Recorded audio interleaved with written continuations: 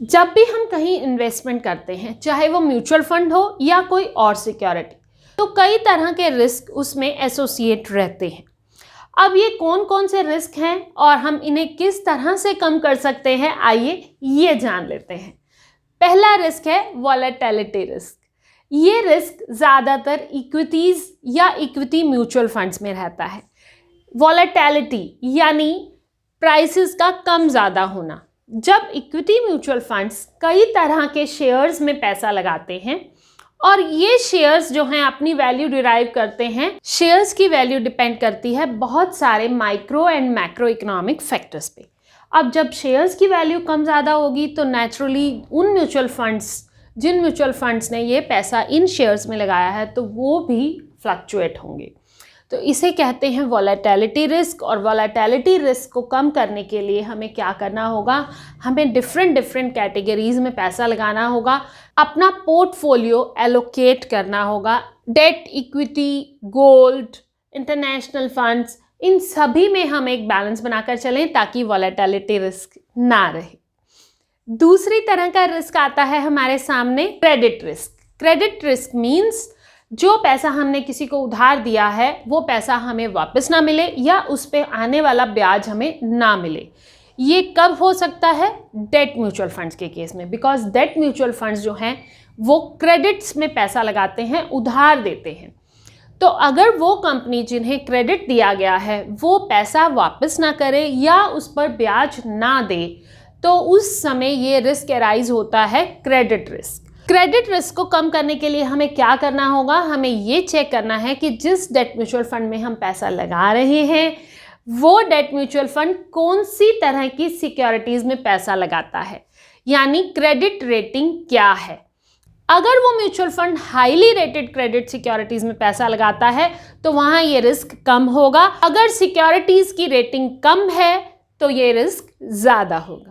Third risk हमारे सामने आता है लिक्विडिटी रिस्क। लिक्विडिटी रिस्क का मतलब है कि ज़रूरत पड़ने पर हमें पैसे वापस ना मिलें। ऐसा कब हो सकता है, सपोज हमने equity link saving scheme ELSS में पैसा लगाया। ELSS में सबको मालूम है कि पैसा 3 साल से पहले नहीं निकाला जा सकता, तो इट मीन्स यहाँ पर लिक्विडिटी रिस्क रहेगा। बट क्योंकि हमें पहले ही मालूम है तो हम उतना ही पैसा ELSS में लगाएं जो हमें 3 साल के बाद चाहिए। इसी तरह हमारे पास आते हैं FMPs, फिक्स्ड मैच्योरिटी प्लान्स। इनमें से इनकी मैच्योरिटी पीरियड खत्म होने से पहले पैसा नहीं निकाला जा सकता। तो ये हम जानते हैं कि कब ये हमारी मैच्योरिटी आने वाली है, तब से पहले हम पैसा नहीं निकाल सकते। तो इस चीज़ का ध्यान रखें। इससे बचने के लिए पैसे को डाइवर्सिफाई करके रखें। जब जितने पैसे की ज़रूरत है उसी के अकॉर्डिंग म्यूचुअल फंड्स में लगाएं। म्यूचुअल फंड्स में हमारे पास 1 दिन से लेके सालों तक इन्वेस्टमेंट करने के ऑप्शंस अवेलेबल हैं। अब आती है बारी चौथे रिस्क की, जो है कॉन्सेंट्रेटेड रिस्क। अगर हमने सारा पैसा एक ही सेक्टर में लगा दिया, सपोज हमें लगता है कि फार्मा सेक्टर बहुत अच्छा करने वाला है और हमने अपना सारा पैसा फार्मा सेक्टर में ही इन्वेस्ट कर दिया, तो उसे कहेंगे कॉन्सेंट्रेटेड रिस्क।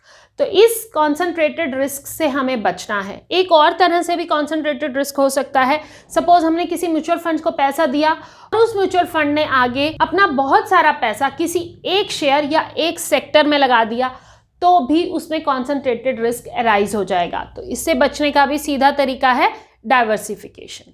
हमारा अगला रिस्क है 5वां रिस्क, इन्फ्लेशन रिस्क। इन्फ्लेशन यानी हमारी परचेजिंग पावर का कम होना। आज जो सामान हम 100 रुपये से खरीद सकते हैं, आने वाले अगले साल 2 साल के बाद हम वो सामान 100 रुपये से नहीं खरीद पाएंगे, क्योंकि कुछ ना कुछ महंगाई बढ़ जाएगी।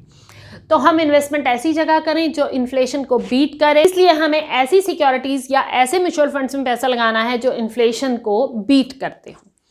Last but not the least risk आता है करेंसी रिस्क, जो स्पेसिफिकली अराइज होता है इंटरनेशनल फंड्स में। अब इंटरनेशनल फंड्स में अगर हम पैसा लगा रहे हैं तो करेंसी का भी ऊपर नीचे होने का इफेक्ट हमारे ऊपर आएगा। तो इस चीज़ को ध्यान में रखें और इससे बचने के लिए हमारे पास साफ तरीका है। अलग अलग तरह के इंटरनेशनल फंड्स में पैसा लगाएं, लेकिन इंटरनेशनल फंड्स में पैसा लगाने से पहले अपने फंड्स में पैसा ज़रूर लगाएं, यानी डोमेस्टिक इक्विटी में पैसा ज़रूर इन्वेस्ट करें। उसके बाद डाइवर्सिफिकेशन के लिए इंटरनेशनल फंड्स की ओर जाएं। तो ये थे हमारे risk associated with mutual funds. अगर आपको ये वीडियो अच्छा लगा है तो लाइक करें, किसी और के काम आ सकता है तो शेयर कर लें। ऐसे वीडियोस और देखने के लिए चैनल को सब्सक्राइब करें और बेल बटन को प्रेस करना ना भूलें। Thank you, have a nice day.